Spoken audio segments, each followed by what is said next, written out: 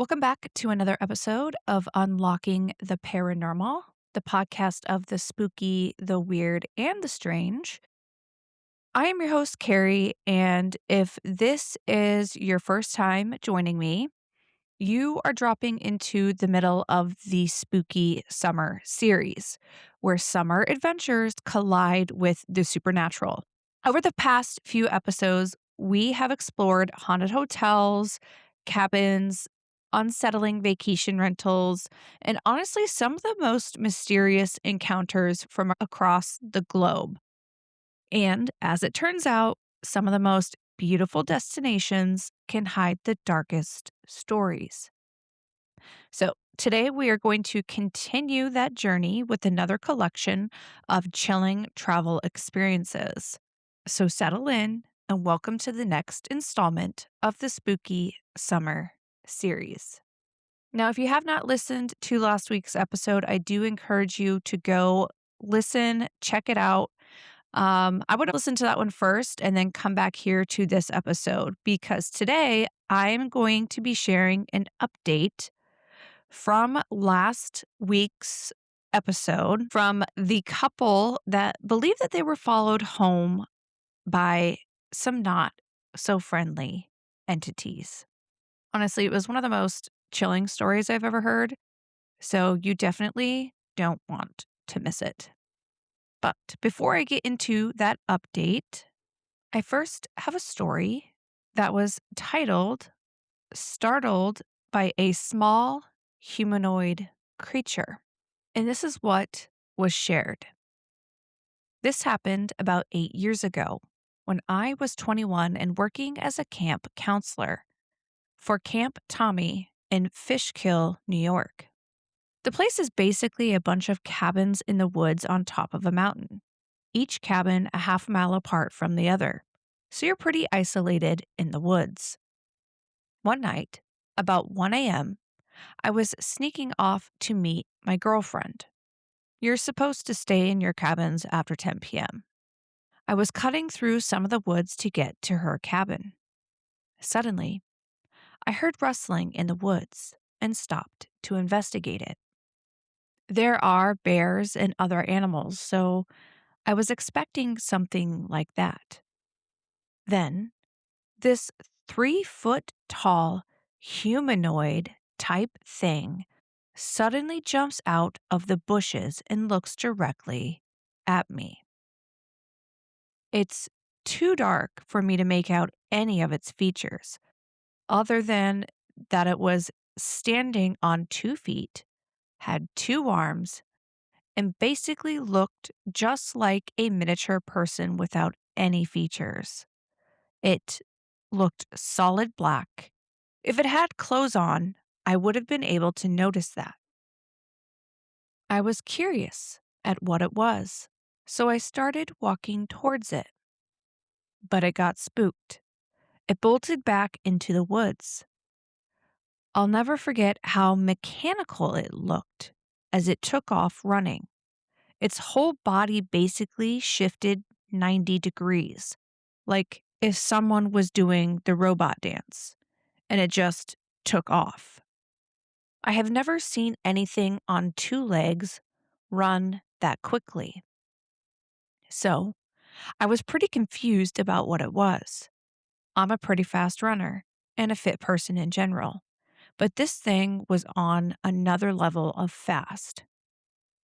As much as I try to make sense of it, I still, to this day, have no idea what it was. It was very human, but too short to be a human. 3 feet tall is about accurate, and I don't know how a human could run that fast anyway. I have no idea, but it's always bugged me. Maybe one day I'll go back to try and find this creature again. That is the first story, and I am very curious what you guys think of this. I have never heard anything described like this before. Sure, I've heard of shadow figures, but I've never heard a story about a shadow figure that runs in a very mechanical fashion, let alone in the woods.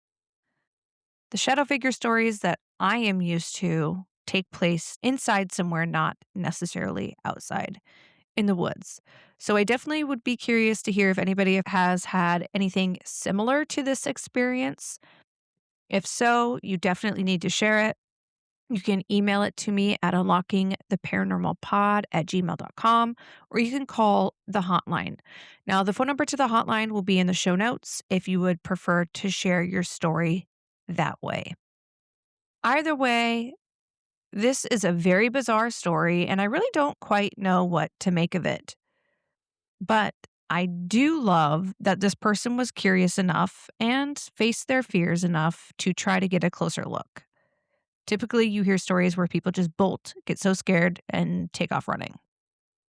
Okay, let's get into the update from the story that was shared on the last episode, where a couple believed that they were followed home by some not so friendly entities.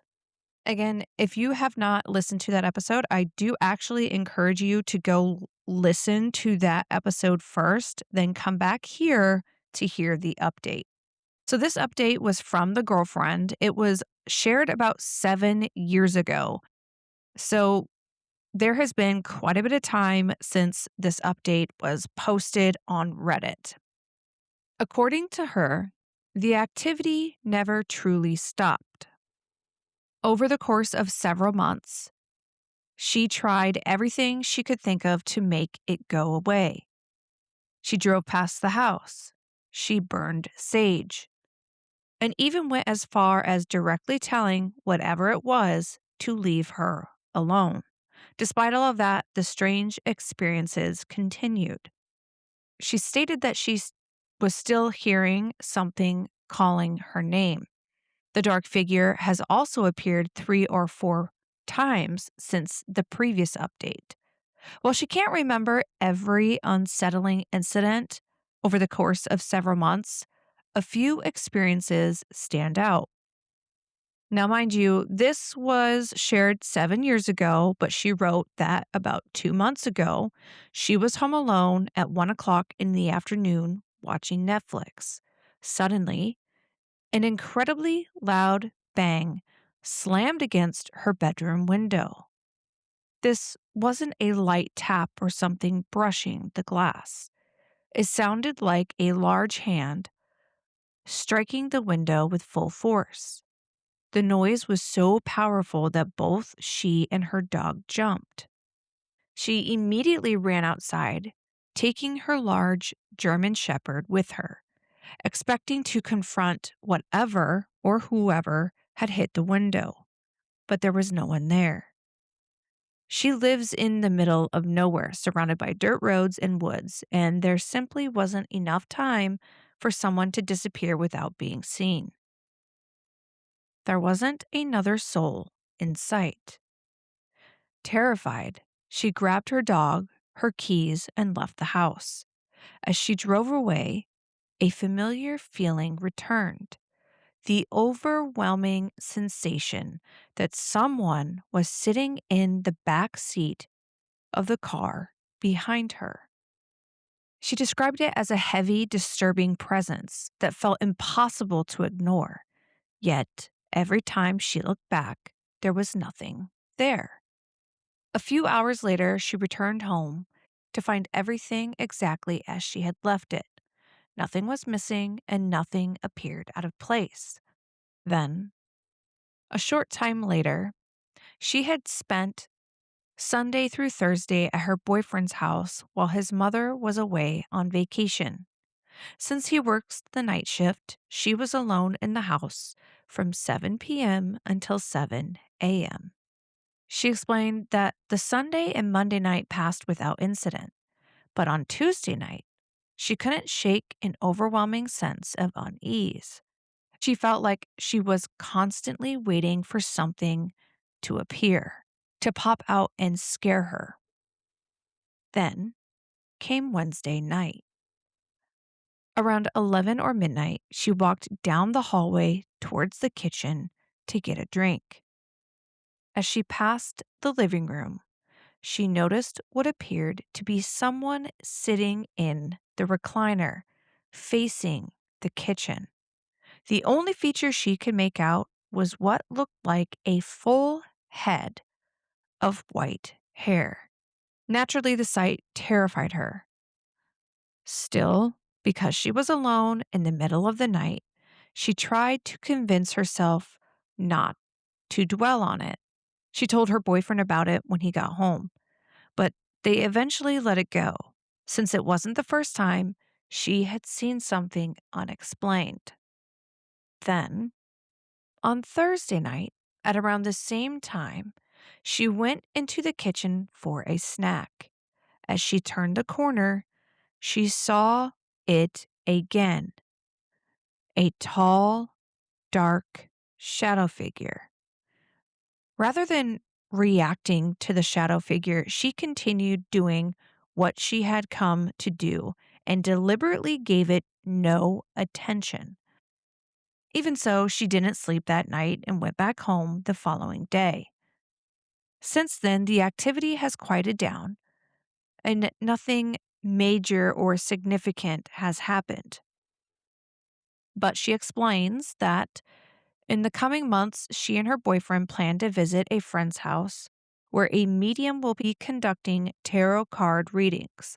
She hopes the medium might be able to sense or explain whatever it is that seems to have attached itself to her.